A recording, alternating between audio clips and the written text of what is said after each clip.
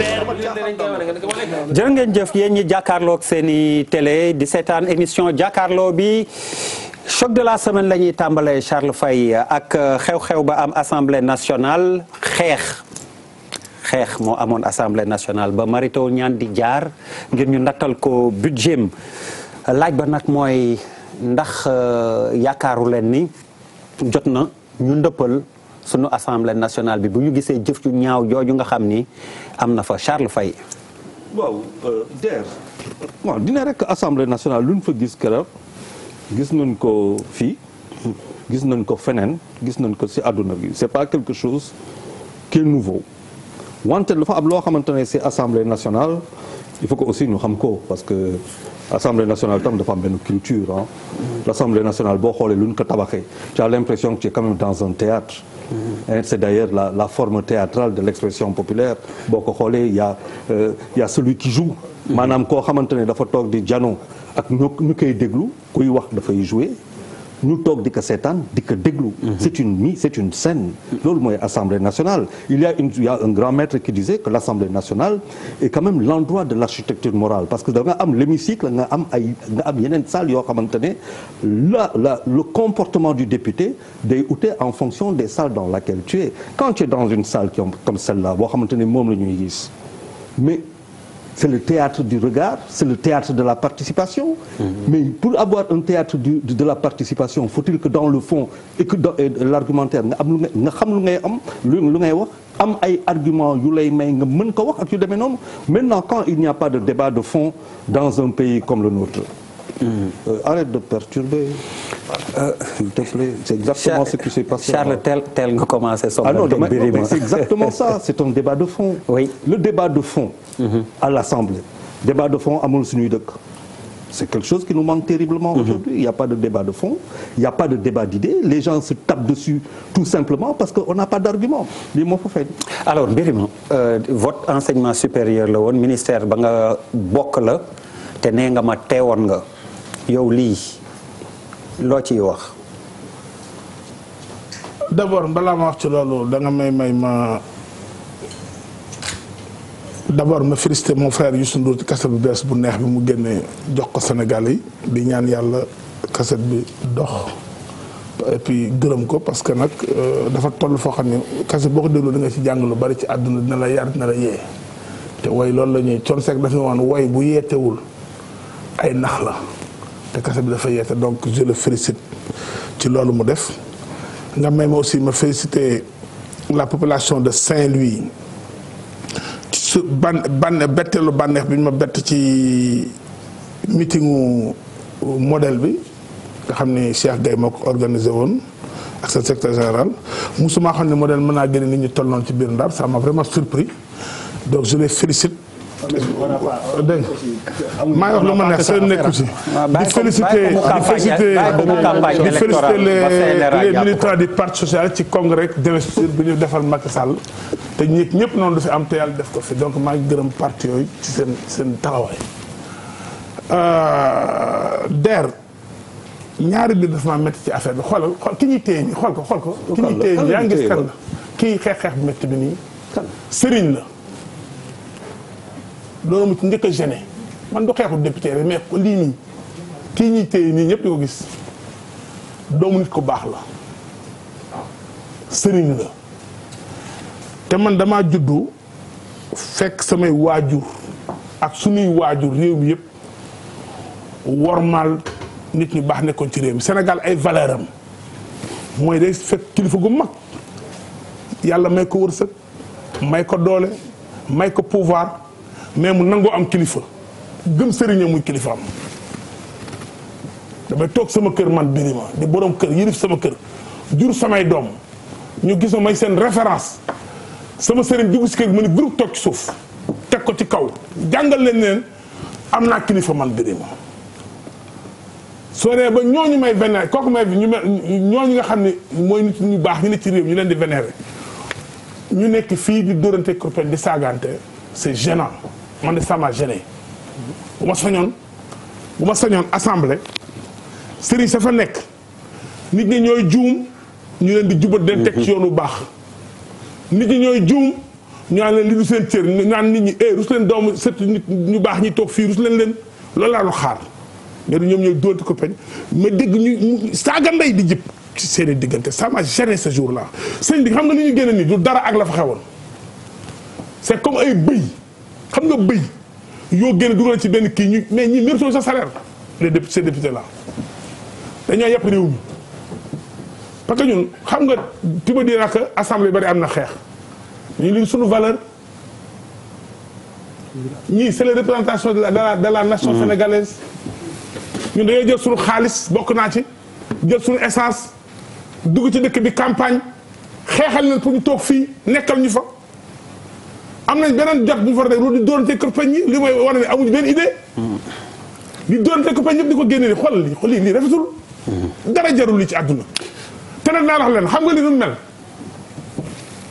ñëpp di nelaw sa maam jóg ne damaa bëgg a gën ñëpp di liggéey ci yàlla ba yàlla faye ko loo xam ne képp ko bokk ci moom fekk na sa biir kër sëriñ rek la yàlla may ci àdduna nga dund di joxe dépense dee di joxe dépense sa bàmmeel di génne dépense sëriñ rek la ko yàlla may ci réew mi lu jaar la ko yàlla may da ngay dund di teral jaam ñi jóge fii di teral jaam ñi kon damay ñaan même député yi ñu wormaal même bu ñu juumee nañ wormaal doomu nit ñu baax yi ni ci assemblée bi parce que nit day wormaal doomu ko baax même bu dee yàlla def na ko mu juum bay def erreur yow matal ba bañ ko topp ci loolu.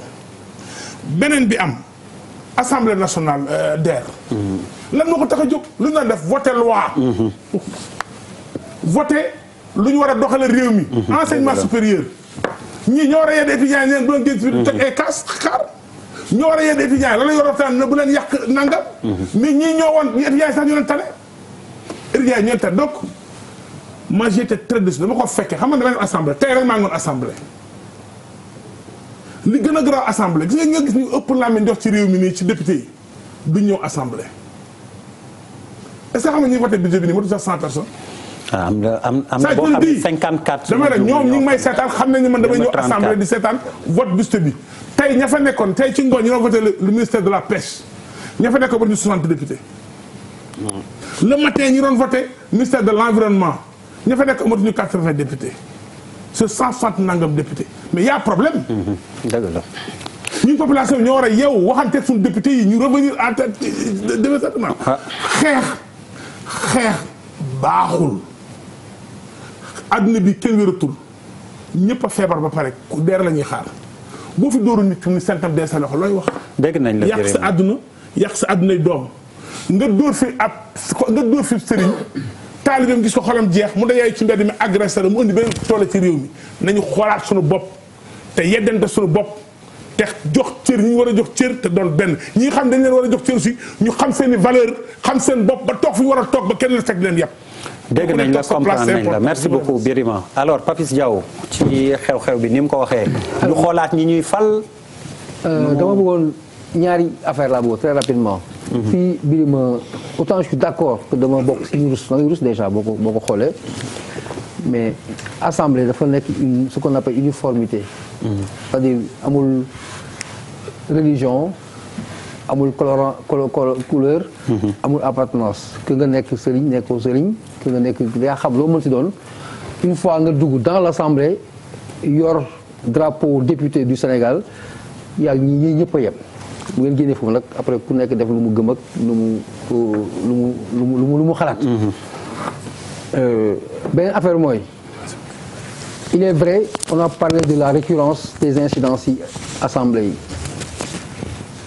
partout dans le monde c'est vrai day am engagement day am parfois sax violence verbale c'est des scènes qui sont récurrentes avec lesquelles on s'est familiarisé un peu boo xoolee ci zone Afrique bi ci mujjee bi xawoon gën a violent bi mooy en Afrique du Sud avec Jacob Zuma bi ñu ko nekkee procédure pour destituer ko on a vu l'Afrique du Sud comment ça a été vraiment violent dans l'Assemblée muy loo xamante ne day xew dëkk bi tey ginnaaw suba mu leen feneen ñu gis ko feneen mais le constat au Sénégal c'est que dafa xaw a day alterner soit elle est verbalement violente wala elle est physiquement violente si loolu lañ si taxaw wax ne kersa bi ngay am moom mooy que tu constates que c'est pas l'excellence dans l'argumentaire, mais c'est l'excellence dans la violence. Alors que ñoom li ñu leen soxlaan du loolu.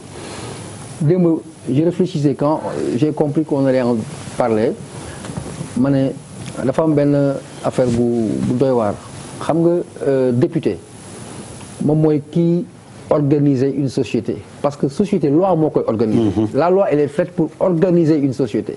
yow boo amee chance ak prestige nga bokk ci li organiser sa société tu dois pas être la source du désordre et là c'est la manifestation d'un désordre absolu.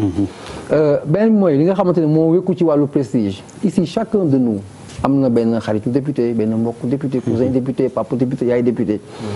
Ce qui est bizarre aujourd'hui mooy boo amee sa nit assemblée xewle tu n'es pas fier parce que lii sa député dina défendre ou contre une loi mais mën na faa jëlee bët bu tuuru bak loxo bu damm wala faar bu toj. En d'autres termes l'hémicycle du Sénégal peut être assimilé à un quelconque quartier du Sénégal foo xamante ne di nga ne ginnaaw kër Malal boo fa jaaree guddi ñu agressé la. Ça veut dire que c'est une zone de violence l'Assemblée. Moi c'est ça qui me pose problème. Alors Malal comme yow la tudd joxe exemple. C'est par caricature c'est amical c'est pas moo tax ma rebondir ci alors voilà noo jàngatee lii. yes mooy maa ngi d'abord nuyu ñëpp di profité ci émission bi di jaale Birane Ndour waajuram bu jigéen moo gaañu yàlla na ko yàlla xaare àjjana yàlla na saraxam yàgg ci ay loxo. amiin. jotuma ko woo téléphone te jotuma dem également ci rob bi mais li am assemblée moom la ñuy yuuxu suba ngoon guddeeg bëccëg gars yi di ñu mere c'est-à-dire c'est l'échec des partis politiques li ci topp mooy école yi ñu jóge baaxul école parti politique yi ñu jóge y a plus d'éducation politique dans les partis parce que bu amee parti bu amee éducation politique débat lay jur askan wi nag di leen seetaan war nañ comprendre ni ñi nga xamante ne ñoom la ñu yónni pour ñu teewal leen ñoom nekkaluñ fa askan wi seen bopp lañ fa nekkal parce que quand même généralement xeex yi xeex yu ñàkk fayda lañ ko mën a tuddee. leneen li ci topp mooy woy kii ay waajuram ñu baax la ñu sëriñ la nañ leen wormaal oui mais il est député et il a été élu député la c'est-à-dire yére sëriñ boobu day dañ. dafa politique ba dafa politique ba ñu tabb ko. dafa politique ba ñu tabb ko li Birima di wax c'est très vrai parce que par exemple am na famille bu mu bokk c'est super important xëy na moom moo waroon porter responsabilité wu ne man fii laa bokk. lii mooy sama juddu lii mooy sama tel lii mooy sama tel mais à l'Assemblée nit ñi duñ la xoolee sëriñ duñ la xoolee doomu wali li ñu lay xoolee moom mooy on fait de la politique. te dafa am foo bokk. te dafa am foo bokk dafa am lu mu laaj na askan wi yeewu di bu législative yii di ñëwaat ñu tànn ñi ko mat parce que nit dafay mat buñ la yónnee da ngay mat yónnent yes. Ibrahima Lissa Faye leneen la fi indi waaye am nga gis-gis ci li xew Assemblée nationale quand même. waaw am naa ci gis-gis. te fii mal terminer rek foofu laay commencer pour wax que ne maanaam il faut que ñu xoolaat ni ñuy fal mais ndax mën nañu xoolaat ni ñuy fal ba andi leneen parce que en fait ni ñuy defee politique fii ci Sénégal moo yàqu. et société bi dafa nekk en déliquescence c'est-à-dire dafa commencer gis nañ li fi xew lépp muy ci politique bi di social bi di ci beneen terrain aussi. Violence verbale violence physique il faut que ñu ñëwaat suñuy valeur yaraat kii bi parce que en fait bu ñu falaatee ay nit aussi bu ñu demee assemblée lii la ñuy def. et dañu war a changer système bi ba pare aussi système bi ñëw andi beneen éducation bu bees ñu imposer que à partir même des écoles c'est-à-dire parce que dañu war a créer waat société bi parce que société bu ñu ko bàyyee nii ñaan mag yàlla mais lii am ci yeneen dëkk yi mën na fi am. parce que violence boo koy bay bul xam fu mu jëm et wax dëgg fa yàlla nañ ñaan yàlla pour rien au monde ak quel que soit maanaam intérêt ak quel que soit bëgg-bëgg yi li xew ci yeneen dëkk yi bañ fi xew parce que bu xasee am rek dëkk yàqu na et donc loolu war na mën a tax maanaam ku ci nekk mu dellu si waat boppam ñi war a mën a wax pour nit ñi mën a toogaat waxtaan éviter vraiment yenn kàddu yi yu bon yu ñagas yi nga xam te ne vraiment day créer tension dafay andi xol yi di dëgër.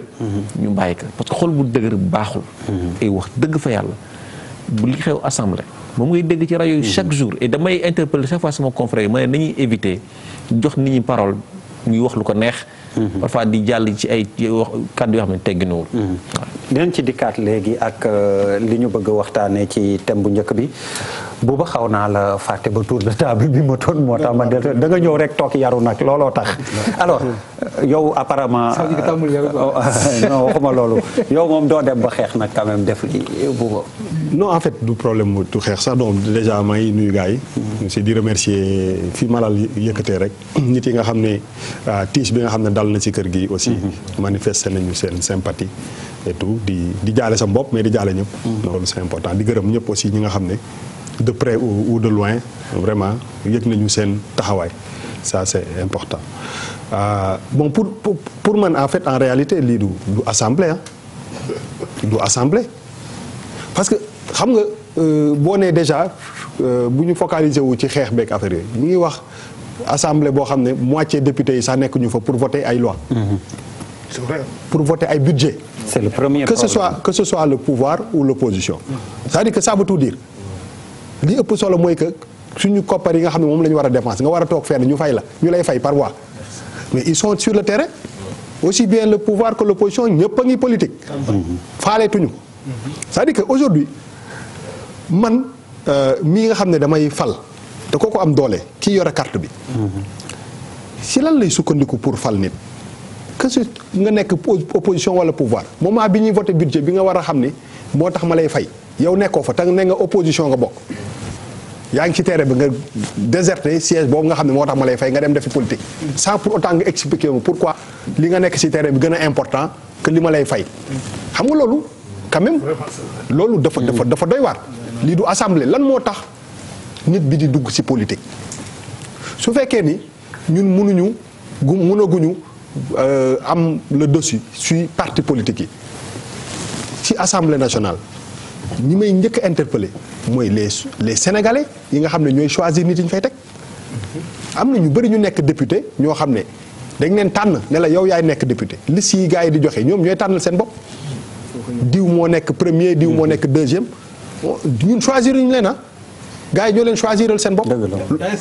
voilà xam nga loolu dafa am solo. xam nga mënuñu toog rek naan wéy nañu rafetal jikko yi. di naan dëkk bu nekk dirigeant yi nga mérité ngay am parce que ñun ñoo leen c'est-à-dire que le Sénégalais qui choisit saa yi. moom laay wax ni. loolu la problème bi mooy. mode de élection moo baax. non il faut du sax loolu xam nga lan la. lan mooy député. vraiment lan mooy député. ki may représenté. mais bu fekkee ni ki may représenté man mii maa ko gën a ñor mais xamuma ko. nit moo ko choisir moom ne ko fii ngay nekk. xam nga ça pose un problème c'est-à-dire que li ñu war a remettre en question. pas l'Assemblée nationale ñun. mais kañ la ñuy jàng. malal on peut pas aussi tout le temps toog naan les politiciens l'opposition dafa am benn moment boo xam ne il faut qu'on mette tout le monde dans le même sac. pour que xam nga lu tax may wax loolu. parce que aujourd'hui damay seetaan ay ci député yi. société c'est presque les mêmes. muy la dame maam Diarra kii. femme le Serigne Bara bi. il y a quelques mois mais saa waay ñooñu dañu illustré woon ci benn jour assemblée nationale bu crucial. am buzz. ils ont fait le tour des télés et des médias à cause de xeex boobu ñu xeex. les sénégalais def leen ay stars. xooluñu le contenu bi de parce que def nañu mais saa waay boo essayé benn affaire mu dox. mais da ngay ñëwaat dolliwaat. loolu c'est exactement ce qui s'est fait li ma gën a grave mooy damay imaginer sama papa jël sama yaay jël loxoom di ko dóor moi ce que je vois un costaud gros gaillard qui lève la main sur une dame dóor ko. ça renvoie à quoi. ça renvoie à quoi léegi mais après ñu jël leen affaire bi rek naan woy waruñu def nii affaire bi du loolu de c'est-à-dire que gars yi nañu leen remettre suñu bopp en question en cause saa yi ñi ngi am ay du affaire bi du président bu ñuy fal wala dara am na loo xam ne ñun ñoo ko on est les fautifs parce que quand on choisit du ñu jël critères yi nga xam ne moom mooy depuis kii am na ñu fal député xamuñu sax la mooy député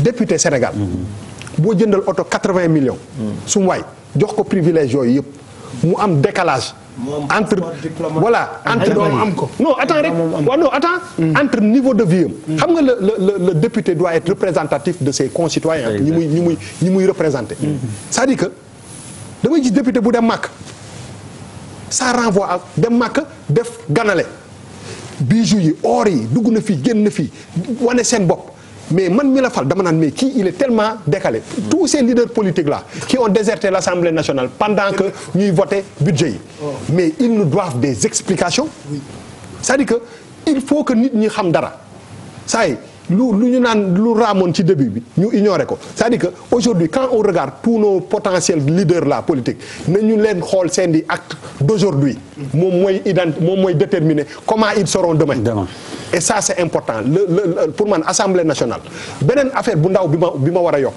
dañu am un problème bi ñu am mooy problème mu objectivité je m'explique am na nekk nañ ci dëkk boo xam ne boo seetee Assemblée nationale majorité day am écrasante bu ëpp fuuf que minorité loi bu ñëw que mu baax ak mu ñàkk baax amul benn député bu ciy taxaw 99% dañuy gëmm signé léegi nan la ñu mën a régler problème pour man texte non mais texte Assemblée nationale yi dañu war a gën a mën a dooleel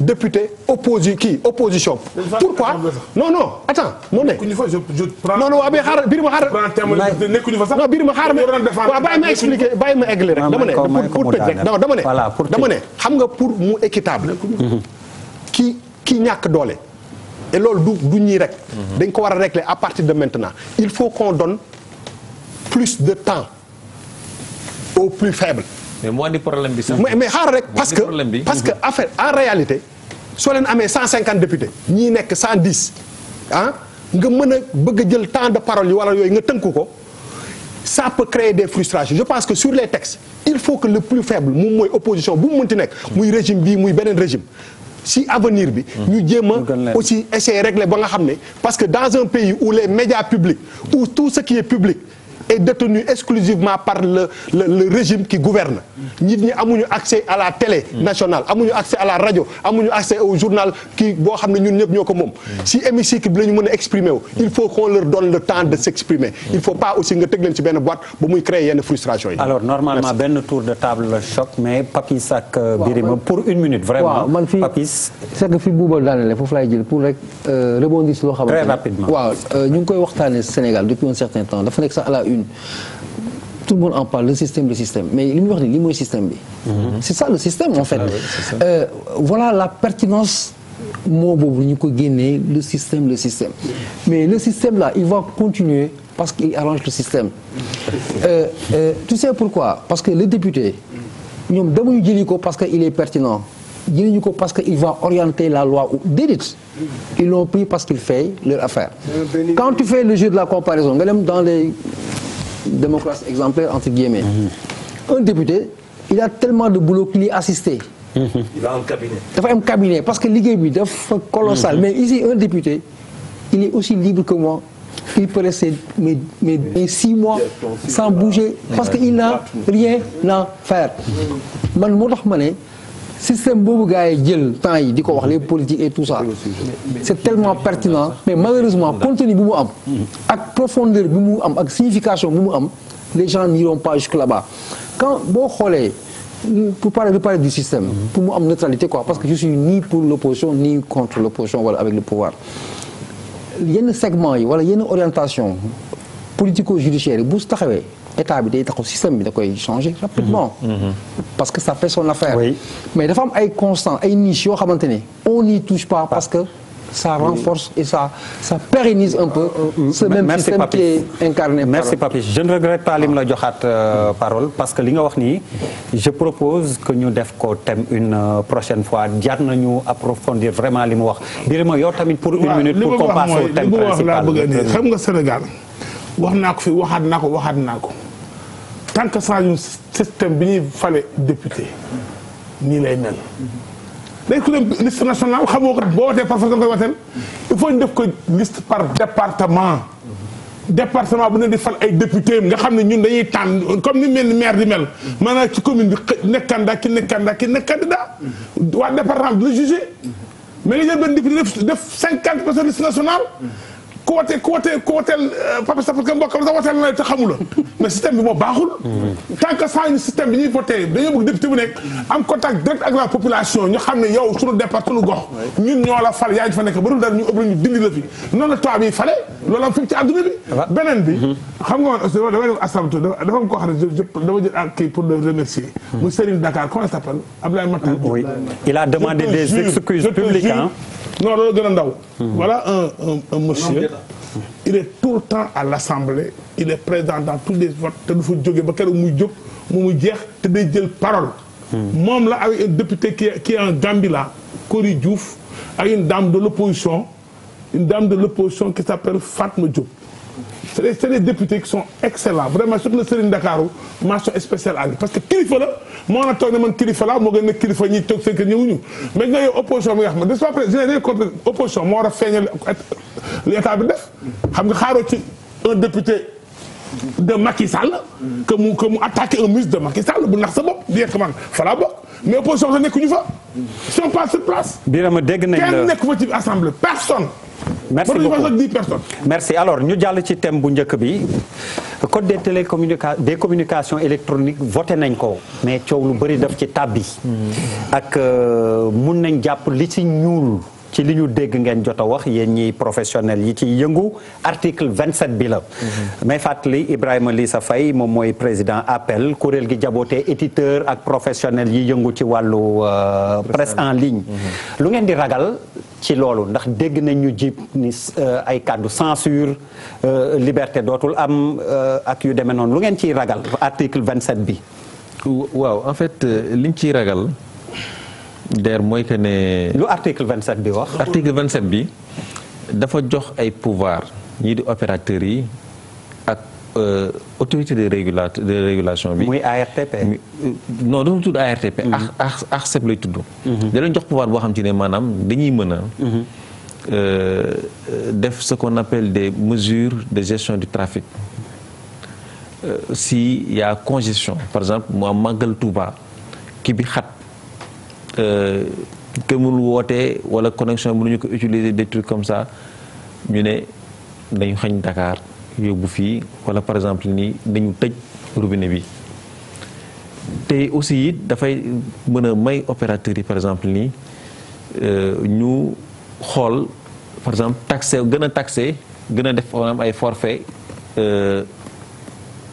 Facebook forfait WhatsApp forfait YouTube c'est-à-dire yow ni nga doon amee benn forfait rek mën la dee gal mois bi nga utiliser nu la neex dañ koy pàccee pour mën a gagner lu bëri et teg ci it aussi it li ci gën a graaw mooy que ne maanaam léegi nii WhatsApp xam nga WhatsApp ñi nekk fi seen doom yi nekk bitim réew wala seen parents nekk bitim réew ci mu la ñu woote ñun ñi nekk fii nii sax dañ koy utiliser ak ay groupe di waxtaan parfois ñoo xam ne sax moom la ñuy woowee da ngay dem ba benn moment boo xam ci ne dafay metti pour sax nga dugal benn photo boo yónnee voix na toog une éternité du dem parce que Sénégal en fait kenn mu fi bloqué internet mais li ñu mën a def mooy ralentir début bi trafic bi ba nga xam te ne yow maanaam dootoo ko mën a jëfandikoo da ngay sax gedd et loolu maanaam bu amee non seulement presse bi dañ koy yëg parce que suñu jokkalante yëpp léegi presque ci internet bi la ci WhatsApp yeeg yooyu noonu et aussi it population bi dañ koy yëg ak ñi koy gën a yëg mooy ñi nga xam ne dañuy nekk def business ak internet bi mooy ñuy def vente en ligne ak ñi nga xam te ne wax dëgg fa yàlla ñooñu wutuwuñu liggéey TFM wutuwuñu liggéey ci état bi wutuwuñu liggéey ci Presse Afrique ñoom dañuy dem toog seen kër créer seen contenu di ko def ci kii bi di ci gagner muy les producteurs de contenu et loolu dina laal musique bi dina laal ñuy def théâtre dina laal booy yi nga xam te ne ñi ngi def ay talk show ci biir YouTube yeeg yooyu noonu et ñëpp lay laal ndaxte bu ñu demee maanaam ba pàcc kii bi ku ci nekk da ngay wut sa priorité yaay xool li ngay seetaan te boo dee seetaan YouTube par exemple YouTube moo gën a sonal opérateurs yi parce que ça bouffe beaucoup de bande passante.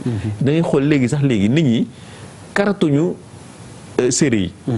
ndaxte léegi dañuy ne man maa ngi sama téléphone maa ngi sama connexion wala fi am na wifi donc fa lañ koy kàddu gi seetaan et loolu noonu mooy tax maanaam producteur de contenu yooyu noonu en dehors publicité yi am ci télé yi di mën a am xaalis.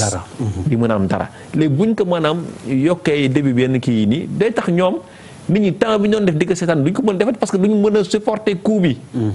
et suñu maire yi nga xam ne aussi ña nga ca àll bi doon def vocal seen doom yi fii nii wala wax ak seen doom yi pour yu mën a jot yéen dootuñu ko mën a def. ndax ba dee vocal du dem wala li nga ci dara ñàkk moo dafay doy waar.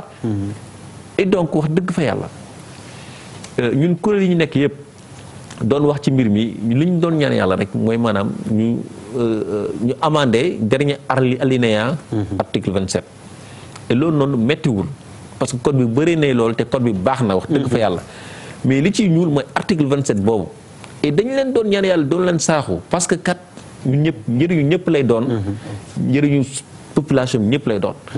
mais gis nañ que ne malheureusement non seulement woote wuñu waxtaan mais aussi dégluwuñ kenn noonu lañ ko jël voté ko noonu léegi nag tout le Sénégal est à la merci de ARCEP boobu noonu ñuy wax wala opérateur kii nu mu tëddee autorité de régulation bi. ak aussi les opérateurs. Charles yow laay njëkk laaj liñ ciy yëngu bëri na lool ndax li mu wax kon yow dina la laal ndax ci ngay yëngu pour yow dañ ci jublu censurer réseaux sociaux yi wala loi boo xam ni la tamit nee nañ jalgati yi mu joon na bëri quand même ci presse en ligne ci Facebook bi ak yi mu xeetool yow noo koy jàngatee lu baax la wala baaxul. man si digg bi laay jaar xam man j'ai un sérieux problème avec le pouvoir le régime de Macky Sall. C'est ton problème, hein? Mais je dis que j'ai un problème. C'est ton problème. ah mais Birima bu ko neexee ne dafa am problème ak régime Macky Sall yow boo jëlee kàddu nga tinul Macky Sall mais may ko mu wax moo xam laa ko tontu rek. Charles continuer la.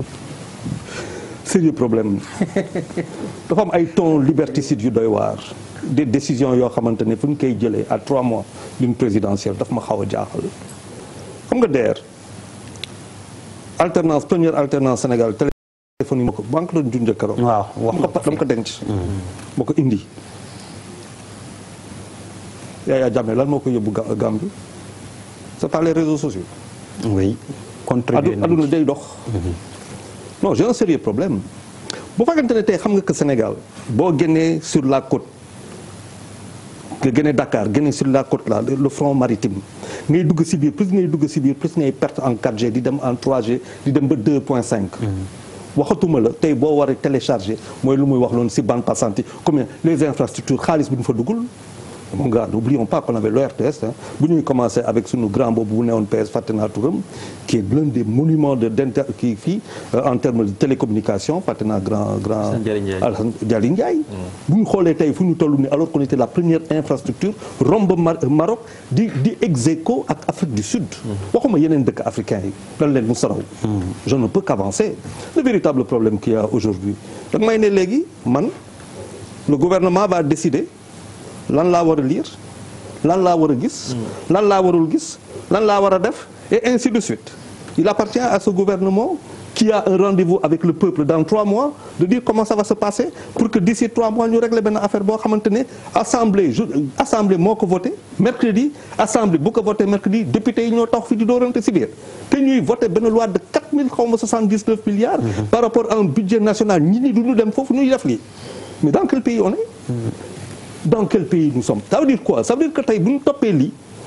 ñu am xaalis yow di nga woo comme xaalis nga woo mais ko amul xaalis looy def bu fekkente ne dañu partitionner sa mën-mën si accès application yu lay may ngay woote ñu partitionner ba yow mënatuloo dans un pays de 70% de jeunes sénégalais partition maanaam pour wax ko ñi comme dañ ko pàcc waaw dañ koy pàcc ba nga xamante ne yow dootoo mën a woo sur Facebook wala dootoo mën a woo dootul mun demee noonu WhatsApp yu demee noonu ak yeneen application au profit de yenn opérateurs yoo xamante ne alors que partout dans le monde la téléphonie est en train de diminuer l'internet est ouvert Sénégal di ko tëj le Sénégal qui va vers une fracture numérique comme on en avait yaa ngeen leen fàttiku fracture numérique bu koy Abdoulaye Wade di ko wax dem si tubaab bi di wax affaire boobu tey ñu ñëw di nous proposer loolu pourquoi dans un pays de 70% de jeunes yoo xamante ne c'est par les start-up c'est par la nouvelle économie numérique di ñëw di créer foofu gay ñëw di leen imposer loo xamante ne tu n'es pas en mesure de trouver du travail aux jeunes waxayte tàlla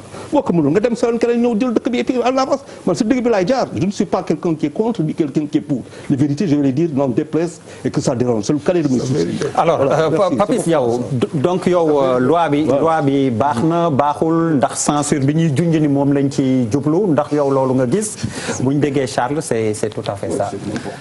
c'est que man dama ci am benn avis bu avant même loi bi di ñëw et je vais m'autoriser même une suffisance positive une petite suffisance pour wax tey que je vais aller à l'aventure parce que damay wax exclusivement li ma gëm teg ko ci ay faits yoo xam ne je peux ne pas avoir raison. loo gëm. parce que tout ça c'est le net et net bi dafa am ñu ko promouvoir ce sont les États qui ont fait la promotion de l'internet à travers le monde mu dem ba échappé la ñoom ñëpp. Tous les États aujourd'hui sont derrière le net parce que daf leen raw écoute-moi un peu mu ngi tàmbalee déclic bi World Trade Center quand les États-Unis ont été attaqués il fallait faire la guerre aux terroristes et il fallait passer par le net il n'y a jamais eu de censure il y a eu une présence sur le net en d'autres termes mënoo tu peux pas c'est pas possible parce que boo fàttee fii dina génn fële tu le maîtrises pas américains yi noonu la ñu commencé def ils ont essayé d'être présents c'est-à-dire topp pas à pas foofu la ñu jëm de topp par le propre moyen nga progresser quelques années plus tard ñu ñëw en France quand le terrorisme a éclaboussé la France mais Français yi ils n'ont pas pris également cette option de censurer ils se sont rendus omniprésents sur les réseaux pour contrer toutes sortes d'attaques loolu moom mooy la réplique contre le net un État comme le Sénégal oui pour man c'est un show ça n'aura même pas de résultat parce qu'on n'a même pas techniquement et financièrement les moyens ça c'est ma conviction man je suis d'accord beneen aspect bu am importance bi mooy pour man on veut faire la part belle aux opérateurs ça c'est un profane qui théorise ci wàllu télécommunication en partant des constats en tant que Sénégalais consommateur du net et du téléphone mais WhatsApp bi dafa yóbbu gars yi mais sil xafaar il faut le dire opérateurs yi quel que soit ñoom ñëpp seen chiffre d'affaires ci côté boobu tu n'as pas besoin d'être un expert pour xam ne sa waay dafa law dafa daanu maintenant nga continuer réflexion bi c'est quoi vache laitière. Ah mais si on veut. Ouais, mais attends. Tu as le temps de parole. waaw laisse-moi terminer dama ne. On veut faire la part belle aux opérateurs pour nous une façon de revenir pour man mais la loi en elle-même la conception l'organisation principe bi c'est bon mais dañuy sori. postulat yi tax ñu koy réaliser. Faire la part belle aux opérateurs il ne gagne pas assez. mais il ne gagne plus assez mais WhatsApp léegi. mais WhatsApp bi ñuy wax nii. am na ñoo xam ne communication tudd mais ñëpp nee nañ ñoo fi ëppale. mais est-ce que xaw ma je fais de la pub mais der tous les Sénégalais t'as pas besoin d'aller même dans les villages et tout mais il y a 5 ans. da ngay jënd ay crédit xaw a dee. mais léegi les gens n'achètent plus pratiquement parce que tu as WhatsApp. mais c'est dafa chi ba pare vite fait tu as une journée de communication. ils en souffrent. ça peut être un motif une raison. Charles vraiment pour que ñu mën a. Charles vraiment une minute. ma jox la parole à 30% du bénéfice de la Sonatel est payé sont payés en impôts. Ça donne une idée d'une vache laitière. alors Birima yow noo gisee loi boobu ñu voté da ngeen ci jublu censurer nit ñi wala li ñuy wax dëgg la. ñan yow. bu ñu nee daa am foo bokk yow daa am foo bokk. du yow mais du yow yaa wax dafa am foo bokk. ba leeral ko ñëpp xam ko non xam nga ñëpp dëkkal na est-ce que ñooñu rek ñoo te nga dëkk fa. assemblée bi ñu koy voté keroog waa APR ñoo ko voté. gis nga député bi ñoo voté. mën nga waat ni waa APR ñoo voté. dans la question du ñoom ñoo ko coow de. waaw de dama ni est-ce que ñoom rek ñoo wote. ma ne du ñoom ñoo ko contre. bon baal ma continuer dama leen xam nga gaañ yi. bu ñu leen voté lul woon mu jàll. li nga xam ne constant na ci Sénégal te leer mooy réew mi yëpp d'accord ndoon nañ ni internet dañ ko war a contrôler loolu fii ci table bii ba tey wax nañ ko fi ba tey. non moi j'ai jamais dit ça. waaw dama ne waxuma yow yaa dama ne table wax nañ ko fi ba tey même si on peut être d'accord. dama ne ci li mu wax ni effectivement contrôle war na am. léegi nag même ma wax la naka. yaakaar naa tey ñi déglu kaset Youssou Ndour bi sax Youssou Ndour mi moom tey way na lool tey ci kaset bi mokk na ci way na ci dañ ko war a ñi war a agir dañoo war a gaaw. may gën rek may wax doguma la may bàyyi ma non Charles cette fois-ci il a raison bàyyi ko mu continuer bu ko dog xam nga Charles yéen xam nga la nag ngeen sonn ci seen àdduna da ngeen amul courage bu taxaw wax fi ngeen bokk ragal ngeen man dama wax fi ma bokk teen waxu leen ko opposant ngeen je le répète non ñu wax ñu fay ko la mo ñaar fee ñu jàkkaarloo Charles Papis ñoo bokk ñu waxul ñoom ñaar laa wax vous êtes de grands opposants du régime de Macky Sall di influencer réew mi ci ay balaa te waxu leen ko mu leer vous êtes dangereux nuisible à la nation baal leen ko s'il vous plaît baal leen ko ay ca continuer biir doole man waaw bëri nga continuer affaire bi su doole ma gën ma ëpp lépp dàq leen ay jabar léegi ñu continuer bon ñëpp a d'accord ci réew mi ni internet bi war nañ ko dugal loxo wax ci en tout cas ñu ëpp ci réew mi wax nañ ko man je n'ai rien ak réseaux sociaux yi samay xarit lañ bari naa ci ay sites yoo xam ne c'est de grands amis bu ñu ci réseaux sociaux bëgg na laa mu jox ci réseaux sociaux Sénégal yëpp samay laaj bu jox barke laaj bu jox wax donc bu attaqué leen tudd seen tournée opposant nga wax li wax naa ci sérieux donc am na njëriñ ci réew mi ça il faut mais aussi bari na inconvénients damay gis bu ngeen bëggee ngeen wax rek ci benn côté booy def analyse ñëpp la dégg da ngay laal li ñu def li ci baax ak la ci bon jox Sénégal mu jugé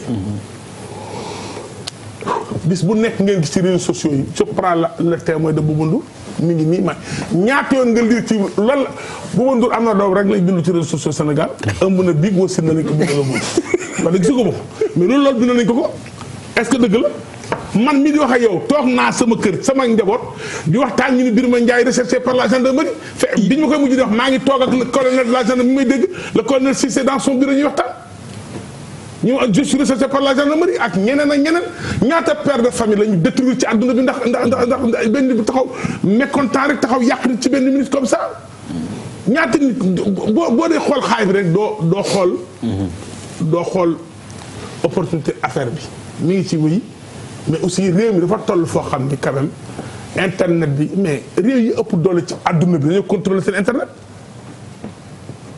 réew yi ëpp doole ci àdduna bi boo fay woote dañ koy contrôler mën naa citer ay pays yoo xam ne mën nañoo jënd Sénégal 50 millions de fois dem naa ci réew yu développé dans le monde bu may woote WhatsApp mënu ma wootee dagg man Birima Ndiaye kenn mënul dindi loolu. des pays libres bien sûr. la ma qu'est-ce que tu entends un pays libre. waaw c'est vrai. qu'est-ce que tu entends par un pays libre. c'est un autre problème. fu jàpp nit jaay fa jàmm rey ñu fa notion de pays libre. pays libre ça n'engage que toi. qu'est-ce que tu entends par un pays libre je ne sais pas. non cette fois-ci encore je suis d'accord avec lui Charles je suis désolé il a raison notion de pays libre. ça n'engage que toi. dégg nga donc. c'est normal dara bu bëggee yàq qu'on le veuille ou non internet bi yàq na suñuy mœurs yàq na ci lu bari internet bi soppi na jikko yi ci lu bari oui internet bi yàq na sax diine ji ci lu bari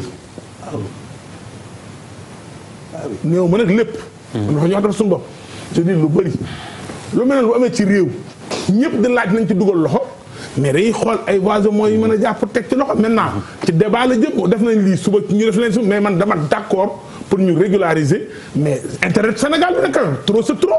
mënuñu bàyyi nii rek sànni nag ni mu ko di détruire le monde di détruire ay pères de famille di détruire la nation sénégalaise mënu continuer. donc yéen la ngeen côté bi ngeen xool mooy côté xaalis kii nuy wax mooy ñi moom téléphone yi. mais est-ce que intérêt ñu loolu xaalis boobu nga ciy xool à côté est-ce que li muy yàq lan moo gën a grave. li muy defar nag. waaw non waxum non néew ma de xam nga man j'étais très clair. ku nekk ak li nga fay uti. man j'étais très clair. te man dama néew ma dafa baax totalement néew ma dafa bon dama ni en tout cas ñi bari ci Sénégal yi d'accord nañ. qu'il faut réguler. pour ñu réguler internet. Alors loolu kenn mënu ko dindi ci réew. Malal Talla. waaw. yow tu n'es pas très tic yàgg nga ko. waaw mais loo xalaat ci problème bi. man munuma yàggul man matul ay 3 ans bi ma munee ubbil sama bopp sama email. yow kañ dam koy fàttali tout le temps sa email bi nga njëkk am man maa la ko ubbil RFM rajo la ñu tase. nga ni ma ubbil ma boîte email. non c'est vrai. je suis un analphabète mais bu may xool. nit ñi seen jikko yi ñu amoon. parce que dañu jël. transposé ko parce que outil bi day instrument bi dafay exactement merci. ku doon xeexe paaka. ñu jox la char de combat. da ngay gën a mën a rey. merci. c'est très simple. mais nag dindiwul ni parce que fii Sénégal lañ nekk. gis nañ fi jamono yii yu wees. benn femme Haalpulaar saaga wolof fi. internet bi tas ko. ñu gis fi nit génn saaga sëriñ si.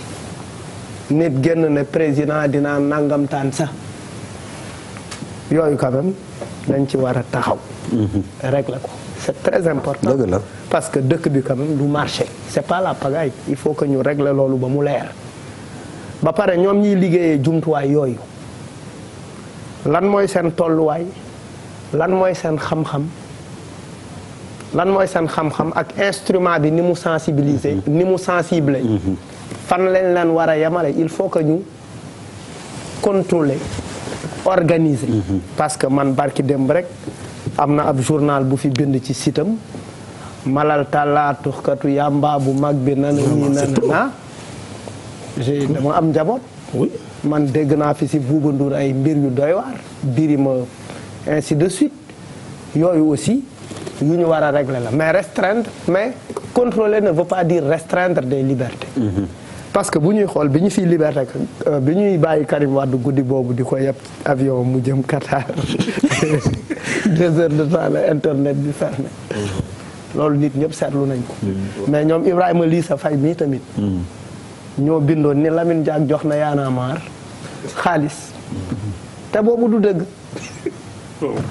boobu kan moo leen joxoon. boobu tamit du dëgg boobu dañuy jël juste benn article. Le Monde. reprendre ko amul benn yoon bu Le Monde cité Y'en a marre ñoom ñu cité ko donc des fois nit ñi pour seen journal jaay même souvent presse physique bi si la raison est oui non je sais pas non même la presse physique c'est-à-dire même la presse écrite souvent mais yaa ngi dàq ginnaaw waxaale si soxla ça n'a rien à voir opportunité la ça veut dire nit ñi oui nit ñi souvent day def les inconvénients du net information bi lan moo waral sensationnel bi war a jël dessus li nga xamante ne moom la askan wi war a la vraie info oui moo amoon naa sama benn grand frère yàlla na ko yërëm yàlla na ko yàlla yërëm te yéex a ñu badu journaliste woon il disait que le chien a mordu Birima ce n'est pas l'information l'information c'est Birima a mordu le chien gëstu boobu tey nañ d'accord ni même booy lire article yi amul contenu français bi baaxul la ñu bind fa la mënuñu participe présent Charles il n'a pas non tout le monde a raison sur satellite oui je sais mais sur certains aspects il n'a pas trop tort le niveau de la presse entre le niveau de la presse ak l'état de la presse actuellement ça oui c'est un autre débat qu'il pose quand même et un vrai débat li ma ci bëgg naa la jox léegi parole di nga ko ci tontu daanelal ma xam nga yu demee noonu quand même nit ñi dañ ko régler man nit nekk na ci internet ne Malal li mu takkee jabar mu ngi ko jëlee ci li muy yëngoo ci prison yi ci la jël takk ci jabar donc prisonnier bu génn am nga sañ-sañu seeti jabaru Malal ay ca te c'est-à-dire xam nga loolu metti na ma jóg ne man damay porter ji plainte waa ji sam benn mag ne mooy jaru ko c'est-à-dire lan ban njëriñ la ko amal moom mais ça atteint des gens c'est-à-dire yu demee noonu yu ñu war a régler ko yu ñu war a régler la quoi. Charles dinaa la jox parole bu ba waxagul ci tour de table bi malal day daj nit quoi. non xam nga tey da nga ñëw rek cool. sonn maa xalaat justement yaa ngi jàmbat sonn mbaa alors moom c'était un peu censure ni ñu wax réseaux sociaux yi ndax dañu dëgmal censure tax ñu def ko wala pour yow c'est une loi boo xam ne dañu war a wax alléluia bienvenue. waaw ñaari affaire pour man internet du caaxaan. pourquoi moo wax ko du caaxaan pour man suñu premier outil de développement. c'est internet. surtout. je reviens si choc de la semaine. c'est ces gens-là ñii di xeex ma ne leen duñ assemblée ñoom ñooy voté. ñoo voté loi bi. ça veut tout dire. internet. qu'on le veuille ou non bu ñu bëggee développé wu ci internet lay jaar kan mooy voter la première question mooy pourquoi maintenant pourquoi why now non mais il y a quelque chose que je ne comprends pas. c'est vrai boo ma déggalee de doo ko faale continuer waxul dara de waxal rek. waaw voilà waxal c'est étonnant rek quoi vraiment étonnant mais c'est pas grave. parce que voilà pourquoi qu'est-ce qu'on dit du parrainage l'idée de parrainage peut-être que c'est une bonne chose mais pourquoi naaw maintenant maanaam léegi pourquoi loi bi léegi. c'est quoi l'agenda caché wax ñu ko parce que moom laa lay wax ni internet du caaxaan amul dara lu ko gën a sérieux te dañ ko war a jël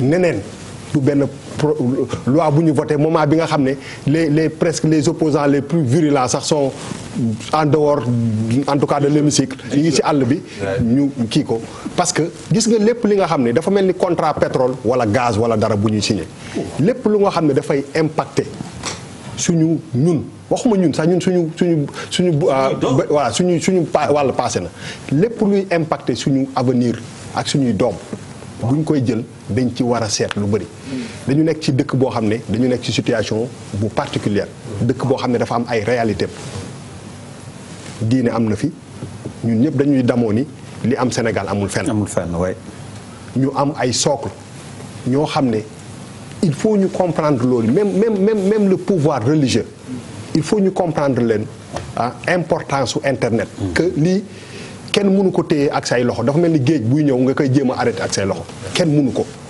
utiliser ko au lieu nga koy ralentir man loolu moom mooy sama perception de la chose parce que tout simplement est-ce que c'est un débat boo xam ne dañ ko war a benn plénière bu ñu war a def entre 25% des gens qui devaient être là-bas nekkuñu fa ñoo koy décider mu jeex. 50%. non mais dama lay wax rek nii.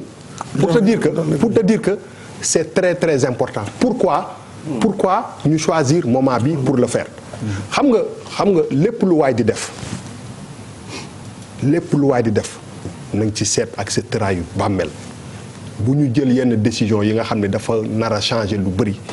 pour benn objectif. boo xam ne précis parce que am na avant ñuy voter loi bi le président a fait quand même des sorties di dóor ci affaire pour man lii dañ ko waroon gën a xool parce que tout simplement il faut qu'on commune ji nga sama genre yi maa ngi dégg Malal di ko wax ak Birima man kenn gënu fi nekk fii Sénégal fii victime internet so what ku boot naka bukki xaj baw la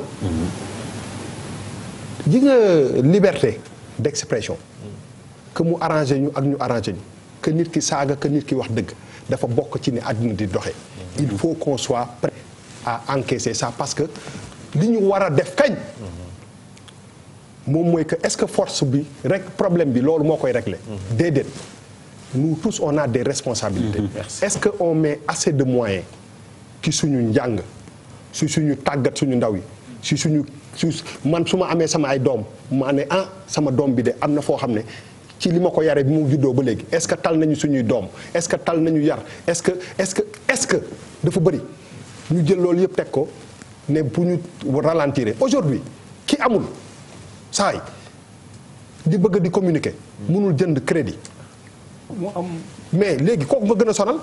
beneen affaire bi mooy que même opérateurs yi ñoom non les opérateurs li ngeen fàtte mais ils sont devenus des banques. oui avec ils ont diversifié. bu ñu daan jaay crédit rek jaayatuñu crédit. ña ngay échanger xaalis léegi est-ce que téléphonie bi ak appel yi moo leen di may xaalis ñoom ay tubaab lañu ñoom ñëpp. am nañu xel ak seen xalaat màcc na ba anticiper ba nga xam ne créé nañu tey jii nii banque ay banque yoo xam ne mi ñuy régler ñun ñëpp suñu problème te amul benn nit buy yónnee xaalis wala di ko jot te ñoom duñ ci am dara donc le problème de ñoom seen ay ressources li ñuy gagné ñoom la concerne ñun moom laay wax ni c'est des décisions yoo xam ne ëllëg bis penc sax nañ la ko laaj parce que xam nga lu tax li mu ëmb moo bëri ba nga xam ni suñ ko waree jël waruñu ko jël pour ci benn période boo xam ne à 3 mois des élections ñu jël ko moi je suis pas d'accord beneen affaire bi moom mooy que yoon dafa am ci dëkk bi dafa am yoon gis nga xam naa boo may Assane Diouf par exemple il m'a insulté il m'a traité de tous les noms mais nit buy wax la yoon am na ci dëkk bi exact bu ñëwee wax li mu war a wax nga yóbbu ko ci yoon da nga ko war a juger bien que saaga na ay nit c'est un Sénégalais. c'est un citoyen. erreur boo munti def nëbbul ñu war la teg juger la ne li nga def ñu daan la mais dañu war a comprendre benn affaire gis nga à un moment il faut que ku nekk ñu jox la sa cër. nit ñi nga xam ne nag ñoom la ñuy saaga. dañu nekk ci dëkk boo xam ne quand même amul. war nañu mën a yaakaar que ni yoon mi ngi fi ba ku ñu def lu ñu warul def. nga dem ci fi mbaxane doone benn nga def ko pour man c'est ça qui est important. alors non demander quand même avant. oui mais c'était donc bàyyil ma. di weex kuy jox parole. Birima dinaa la joxaat y a pas de souci. Charles mais man sama préoccupation mooy pour ñu avancer dans le débat souligner nañu yu bëri yu am importance nécessité de contrôle et d'organiser am na mais comment l'allier à liberté d'opinion et d'information bi nga xam ni moo inquiété yëpp lii ça va prendre en charge la question. non alors attends vas-y. parce que lu mu tudd c'est justement foofu ngeen daanu c'est dans le piège là que vous tombez. di créer amalgame boo xam ne il s'agit pas de ça. il s'agit de quoi lan la am na fi loo xamante ni wax na ko fii ñëpp a gis ko fii ñëpp a dégg ko fii du flagrant délit mais mon gars am na yoon dal sa kaw mu jeex. mais est-ce que vous imaginez ce que vous êtes en train de dire ça veut dire que nit mën na taxaw wax lu ko neex sur internet wala wax ko feneen te dara du ko si fekk ce n'est pas possible dans quel pays on est le problème nga bëgg ñu toog si loolu Birima di toog mu am wala dama la ne comment wax gis nga non attendez aujourd'hui non attends dama bëgg a xam benn affaire képp ku yor sa téléphone sa kaw sénégalais bu yor sa téléphone sa kaw laa wax nga foog ne que kenn mënu la jàpp kenn mënu la ci foo ne yaa ngi nax sa bopp dëgg la non attends s'il te plaît dafa am loo xamante ne il Bouba fu mu ko wax Bouba c'est-à-dire il faut convoquer l'intelligence quoi il faut être fin il faut être redoutable président Macron bu muy ñëw Afrique di dem ay maanaam dëkk yooyu Burkina ak ñu demee fii ba fii il n'a amené que les patrons des start-up français mais pourquoi muy ñëw fii ak ay patrons des start-up français dans un pays qui a 70% de jeunes de moins de 30 ans mais ça nous parle parfaitement tey boo toogee fii nga toog boobu yaa ngi convoqué ay affaires yoo xamante ne man foofu laay wax ça veut dire que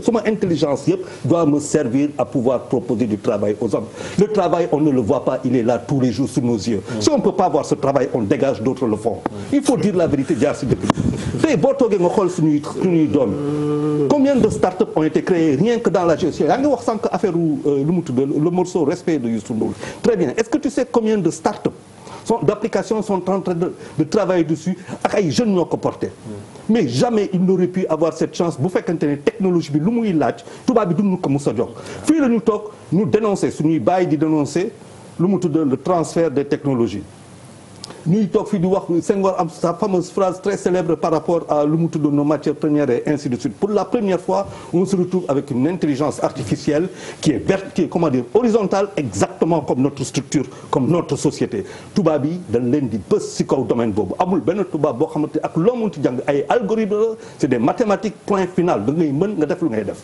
mais ça veut dire pour la première fois mën nañ xeex. C'est la première fois aujourd'hui qu'on peut proposer une économie absolument numérique, absolument artificielle. Quand je te dis tey par exemple on parle de grève et ainsi de suite, est-ce que xam nga qu'une simple application, les Indiens ont réglé le problème avec des tablettes à moins de $20. À moins de $20 tu as toute l'application ça veut dire de toute ton année scolaire si benn appareil. soxluloo too sax soxluloo ay livres lu lay sonal ainsi de suite. mais avancé nous nous retrouvons dans une compétition de ce genre. Sénégal nekk benn pays d'avant-garde. Aujourd'hui pour des considérations absolument politiques et il faut le regretter, on est là en train de poser liberticide mais boo ma saagee ma rek bu fekkente ne la loi dit attends il y a une justice. da ngay ne par exemple Assane non il faut le dire Assane qui s'est mis là à insulter tout le monde le président de la République y compris. mais Serigne Soumaxi Moussa Serigne Soumaxi personne ne dit absolument rien pour la première fois au Sénégal pourquoi parce que tout simplement dafa am ku saaga ñu tëj ko gars yi toog di wax mais le buzz mais quel buzz il y a une loi mais puis en finale. elle est là pour tout. Lisa je vais revenir à toi.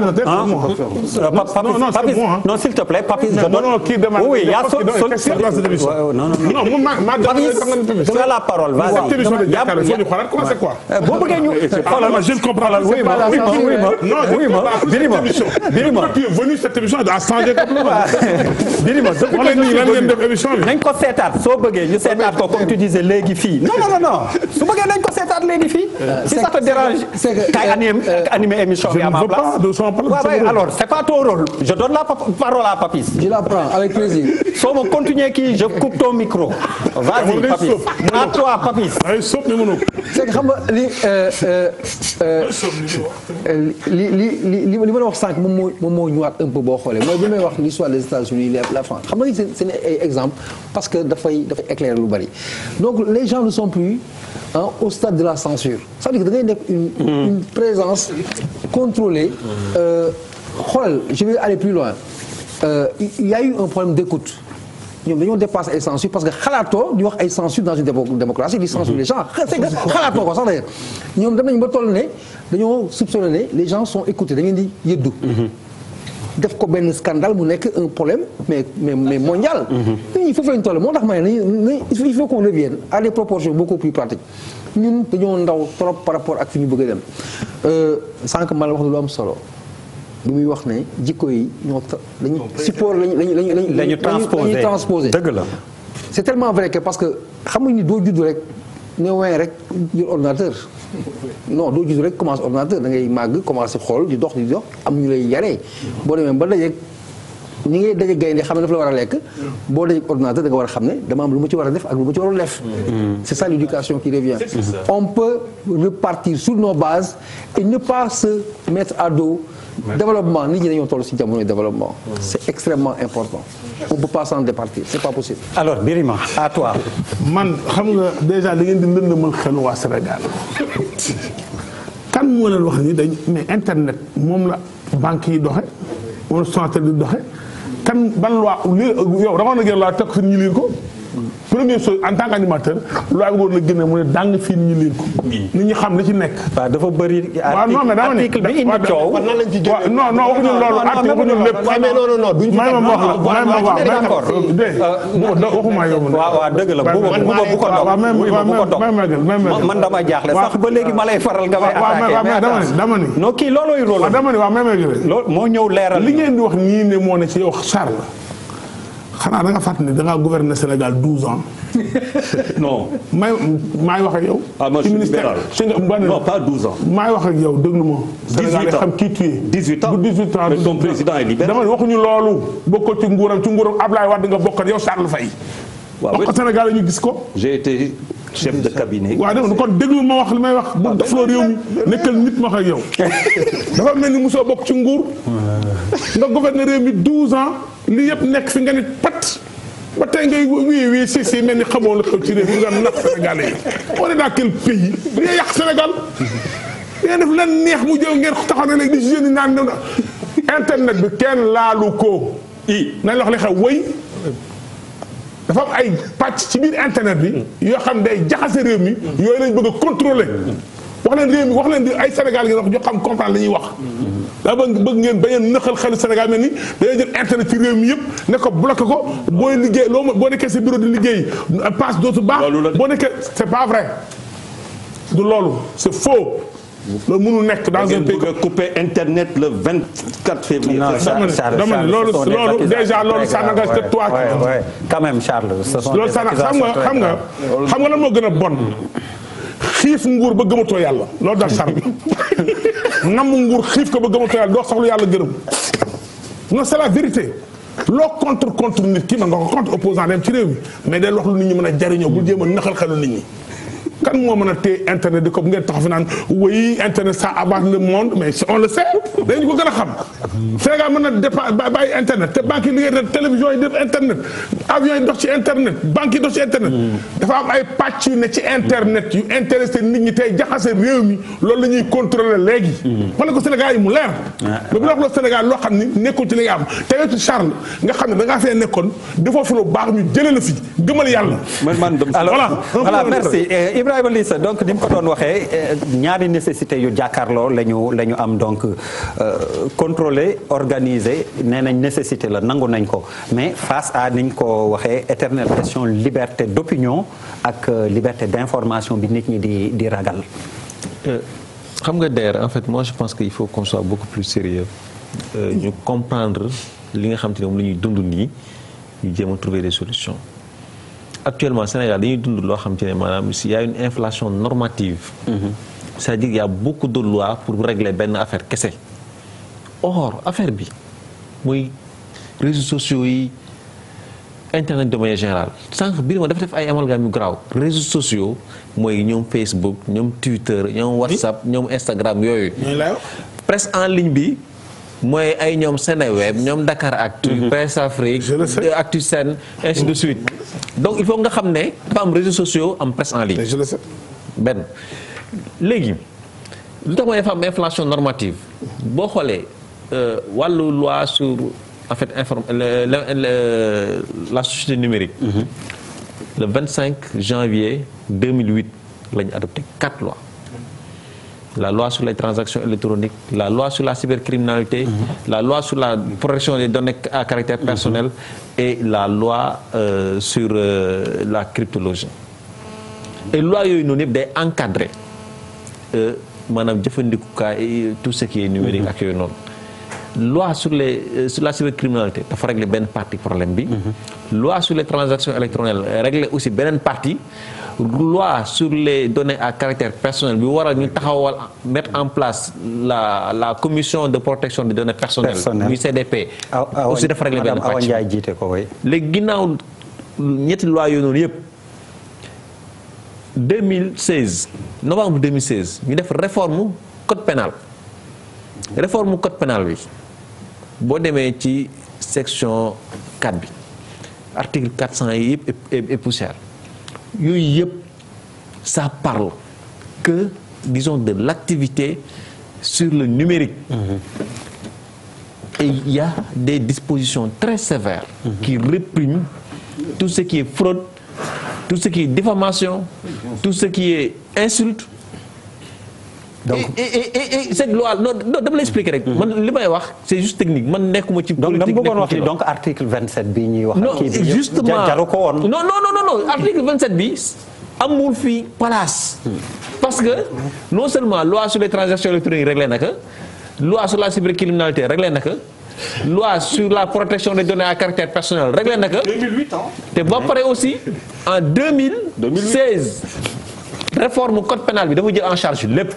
wax dëgg fa yàlla lépp loo xam ne mën nañ ko ci régler war nañ ko ci mën a régler képp ku la saaga wala mu wax lu la war wala mu sàcc sa ordinateur wala maanaam mu toog fële dugg sa téléphone portable bi war da nga koy yóbbu boo koy yóbbu tribunal lañ koy tëj point barre jóge ci loolu code de la presse bi encore ñëw gën a sévérité réglé ci encore leneen donc maanaam mënuñu wax loi sur la cybercriminalité réglé transaction électronique réglé protection des données personnelles réglé kii code pénal bi réglé que code de la presse réglé ñu ñëw di ci tegati vraiment liberticide ñëw di ci tegati article 27 bu code des communications électroniques code des communications électroniques mi ngi mel ni maanaam nga togg sa benn suppu kànja wala nga togg sa benn yaa sa ginaar bu neex après xëpp ci suuf c'est ça en fait le problème l'article 27 là ay wax dëgg fa yàlla pour ñun ñi jiite non non non non non non non xam nga dagguma la damay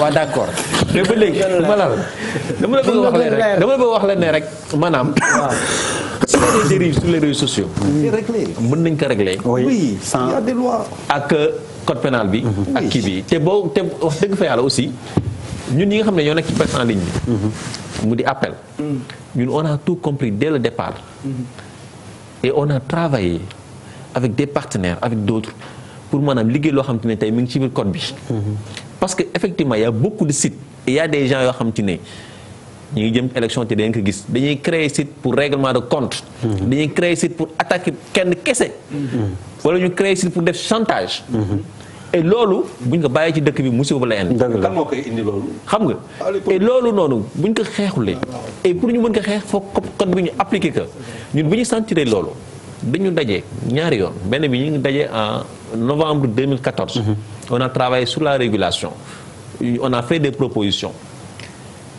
ñu xam ñu dem ba suñu biir mooy appel ñi nga xam ne ñu ngi bokk appel ñu xam ne lii doyul en août 2016 on a travaillé sur labellisation ak mise en place d'un cahier de charge parce que labellisation mooy maanaam site yi nga xam ne dañoo bëri ci dëkk bi te mënoo ràññee bii mooy site d'information bii du site d'information dañu bëgg ñu labelliser site yi c'est-à-dire def certification nga xam ne site boo ci dugg boo gisee label bi da nga xam ne site bi c'est digne de confiance site bi c'est pas digne de confiance France jamono ji ñu ngi ciy wax ñun wax nañu depuis 2016 te mi ngi ci biir code de la presse bi article dernier alinéa article 177 et juste encore pour préciser le waat rek et puis aussi dañu bëgg maanaam ñëpp ñi nga xam te ne dañuy créer site ñu tënku ci ay ponk ay loi et loolu mi ngi ci biir code de la presse bi donc code de la presse bi voté nañ ko depuis 2007 dañ ko appliqué bu ñu ko appliqué lu bëri dina dañ. voilà une minute Malal parce que vraiment bañuñu vraiment ñu organiser ñu régler waaw mais nag léegi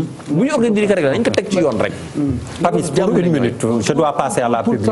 pour 30 secondes xam nga lii sa li muy wax nii. moom mooy ñëwaat à chaque fois ñu koy wax di ko def humour et tout. c'est que fii mënoo fi laal dara loo xamante ne quasiment réglé wuñ ko. sur le plan des écrits dañ ko bind ba pare. et attends je vais aller plus loin un peu pour renforcer li may wax noonu c'est vrai il t'arrive ngay xool ay documentaires sur de grands pays ñuy wax des questions liées au droit wala dara parfois da ngay xool ne dañuy wax ne fii dafay am ay vide juridique. parfois tombe sur des vides juridiques nga xam ne fii la loi ne s'est pas prononcée wala encore elle est en train de se chercher pour trouver des solutions mais yow mos ngaa dégg Sénégal ñu wax benn affaire boo xam ne c'est pas prévu par les textes.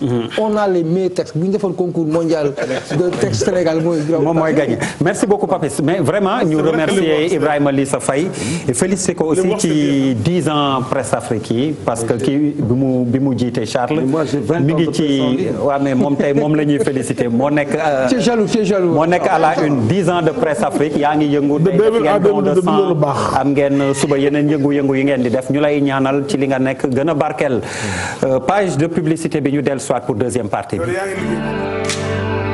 ni bi jolol yu teddi ci melax yi